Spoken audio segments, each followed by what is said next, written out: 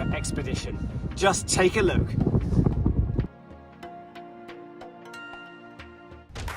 Art can change our future.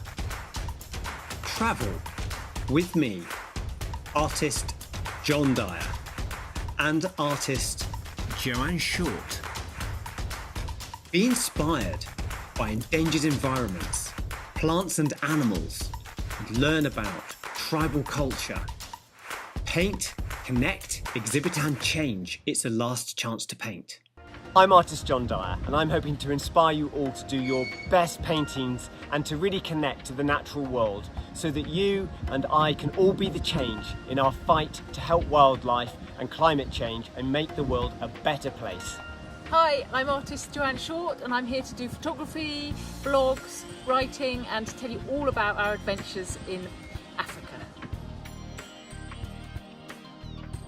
We're just about to arrive in Nairobi. Planes. We've been trying to sleep all night and now we're trying to, just looking out the window waiting for us to descend down into Nairobi. It's really exciting.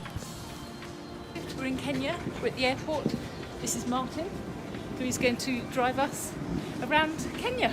So we're very excited. I'm Martin, I work for Home Free. I'm driving the team and we are really having fun.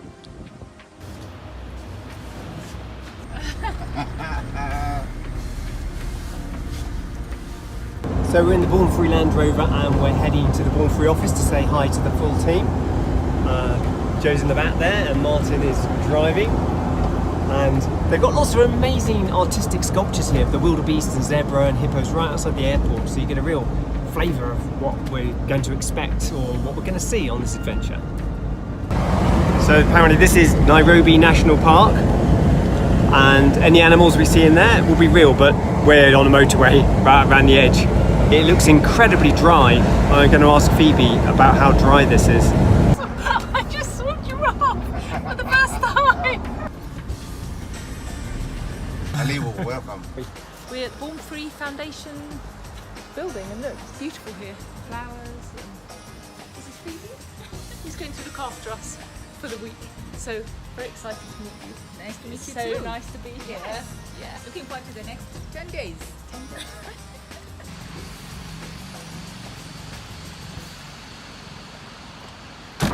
So because there's been a drought in Kenya for such a long time, those are Maasai cows.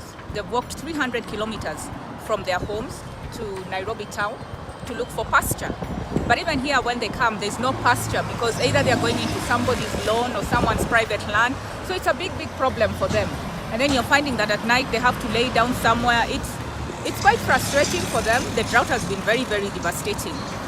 It's not a common sight to see cows in the middle of Nairobi because the Maasai are looking for grass for their cows everywhere. It's not normal to see that being sold by the side of the road in normal times. So this is a riverbed, so we're literally stood up to our middles in water, but there's no water. So there's been a 2-year drought in Kenya. Last time it rained was back in November. And the water may be obstructed by farming upriver, but when it does rain, there's going to be a huge flash flood through here, which is going to be really dangerous. But the water situation in Kenya is really devastating at the moment for the wildlife and for the farming community. Martin's just pointed out there are zebras, and they are, I don't know what they're eating, probably they're eating dried grass. And next to them is sheep. So they're still finding food, but you can see how arid and dry this landscape is after 2 years of drought. The zebra probably wouldn't normally choose to be this close to the road. Yeah. So this is unusual behaviour for the zebra to feel they need to risk going this far towards people and cars. And most of the time, unless they live in town. It's a little bit bumpy. This is an incredibly bumpy road as we head towards Amboseli, and all around us is where wildlife could be, but it's just so dry. But the acacias are amazing, the acacia trees, and we're going to tell you about the acacia trees later on or tomorrow. They seem to be the life source of the savannah here.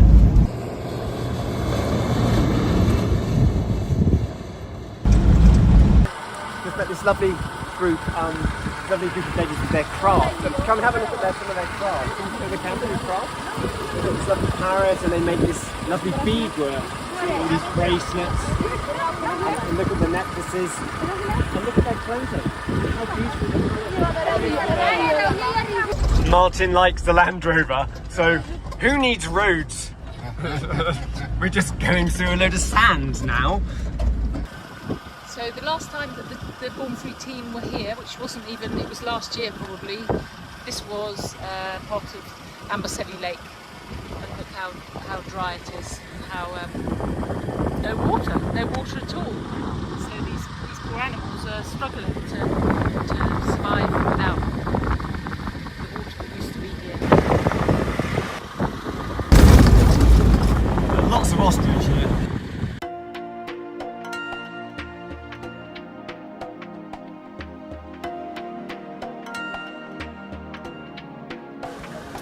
So we've arrived at our first stop, which is a hotel in the middle of Amboseli. We've just had our lunch and now we're going out on an afternoon safari, so it's our first time going out really properly to look for some animals. They've taken the roof off so that, look, you can stand up and look out. It's going to be so fun. No, that's fantastic, Martin. Yeah. So we see what we can see, shall we?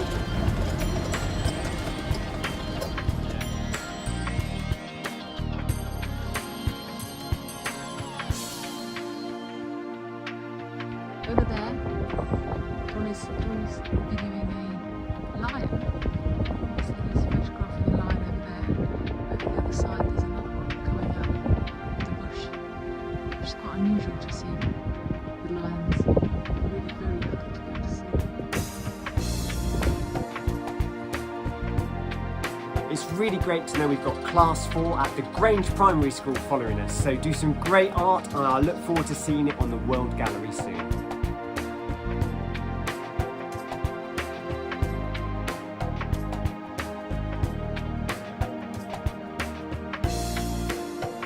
And Boxgrove Primary School wants to know which of the big five is my favourite.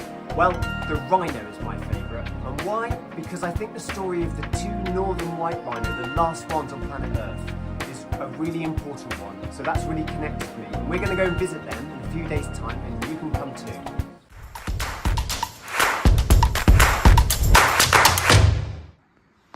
There's a monkey at our window.